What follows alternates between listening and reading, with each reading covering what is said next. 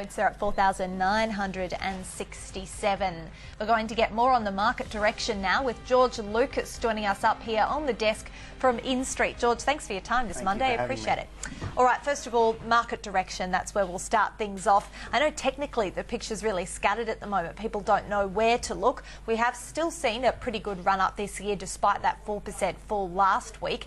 How are you seeing the market at the moment? Does it look toppy or fairly valued? I think right at the moment the market is trading on technicals, so it's going to continue to be slightly volatile, and we're only talking for a short term, maybe 2 to 3 months, but after that I think we'll kick on and start trending up.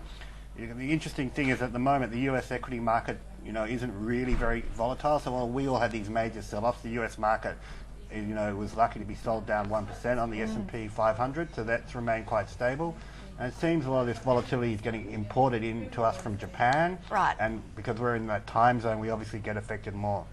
I think the long-term trend is still up, but for the next few months we're going to have to bear with a little bit of volatility in the market. You mentioned Japan there, and certainly what's complicating all these issues globally is this massive amount of capital being created by this reduction in the yen. How's that impacting our market over here and in investment? Well, I think the policies from the Bank of Japan initially set out, and we thought that we'd see a lot of capital flowing offshore, and that really hasn't happened. We haven't really seen a large amount of capital flowing offshore, and in fact what's happened is the markets have become a little bit nervous about whether the Bank of Japan can control the sell-off on the JGBs, even though the Bank of Japan has come out and said that, look, they've done reports and showed that the Japanese economy can handle JBG rates at 3%. But isn't that more of a reason to get out of those Japanese bonds and move into something, say, in Australia? Yeah, but we have seen them sell out of the Japanese bonds, but they've just obviously been leaving their money in Japan. But we've also seen them take profits globally. So I think part of the gold sell-off was due to Japanese investors taking gold yen profits and taking them back home. So it's not just a simple story. I think there are a lot of just sitting on the sideline waiting to see how things pan out. So they don't want to invest in foreign markets in case that the yen makes its way back up again? Correct, and also because I think they're just waiting to see how the whole things just calms down and what the picture looks like after that. Okay, interesting. Let's talk about gold as well, because we've seen not a good ride for gold recently. We had a lot of gold bulls out there, but they seem to have gone quiet. Where do you see the precious metal now? Well, I'm not really a follower of gold that much. I just follow it from a technical point of view, and so I don't really have a view of whether it's going to go up or down. But I think part of the issues with gold was there a lot of technical selling, and the market really, when you have this kind of disruptions like we've seen in gold, it does take a few months to get over it and then work out where it's going to go. And so I think we're going to see it trading around these levels, and then eventually the trend will come back in, so it starts moving closer to whatever that fundamental value is. Okay, George, your take on the Australian dollar. We're starting to hear there are a lot of big funds out there shorting our local unit. It's sitting at 96 cents against the greenback.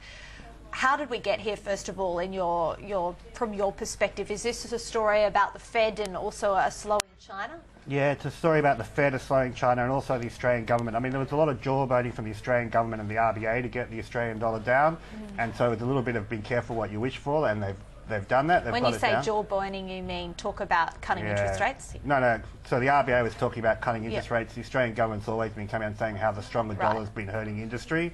And so, implying that we really need to get the Aussie dollar down if we want to get the industry moving along again. But the only way we can do that is through interest rates, or at least they're the only policies we seem to be using. Well, even interest rates is not a guaranteed way of getting the Aussie dollar down. The only way the Aussie dollar gets down is if people begin to switch capital out of Australia and take it back offshore, which is what we've seen. And a part of that has been on the, if the government implies that that's what they'd like people to do, then eventually they light up and do it. And lower interest rates, we've seen interest rates fall for the last year and a half, and it really didn't affect the Aussie dollar. And then suddenly we have a 25%. I think one of the main reasons our Aussie dollar began to fall was actually the fall in the yen. Obviously, it's still our second major trading partner, and when we saw the yen begin to fall, we fell on the back of that. It was also a little bit globally that people aren't looking for growth, so much growth out of China. So Australia was always a favourite place to park your currency if you thought there was growth coming in China. And so as that trade kind of wore away a little bit, we've seen weakness into the Australian dollar. And then we've got a little bit of a disorderly sell-off, and it could, end up a little bit like gold, where you get, we've seen it fall, and this disorderly sell-off continues a little bit, and it will test a couple of those theories that you've talked about, whether people really are interested in Australian high-yielding assets, either central banks or investors, and whether we'll see money flow back into Australia. And if we see that, and the Aussie dollar starts to stabilise, then we do know that there's interest in our high-yielding assets, both from private investors and also from central banks. But if we don't, the Aussie dollar could go down to those levels that everyone seems to think where fair value is, which is around 90 or below. Okay. The Australian dollar, you really alluded to it there, but it wears so many different hats, doesn't it? And it is hard to figure out exactly why we see strength. I mean, it's a risk currency, and then some view it as a bit of a safe haven. It's a proxy for China, and then we've also had a high-yielding AAA environment. So as you said, it's about finding out exactly why people are invested in the currency. Correct. And we'll start to find out more. We'll start to find out more. It's just something you have to sit and wait on the sideline. And it's also themed, so you don't know, the central banks may still want to buy Australian assets, but they may not come back in until the end of this year, because they're about to go into summer holidays. And the same with investors.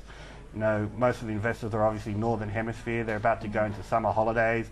And so we may not see all this, come to the last quarter or of this year when we find out. So we may have volatility in the market for another 3 to 4 months before we actually realise what the true value of the Aussie dollar is. Okay, next couple of weeks, I meant to say, what are you keeping your eyes on?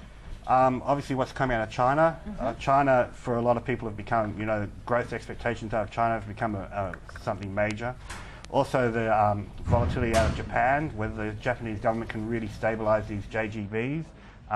In reality, they've only moved about 50 basis points, but it's really spooked the market at the moment because of the, obviously because it was coming from such a low base of 50 basis points. So obviously what's happening in Japan and China.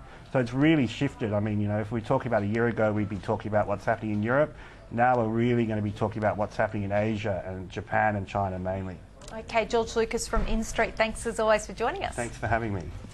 When we come back from this break, News Corp moving one step closer to the spin-off of its lucrative entertainment division. We'll bring you the details after this.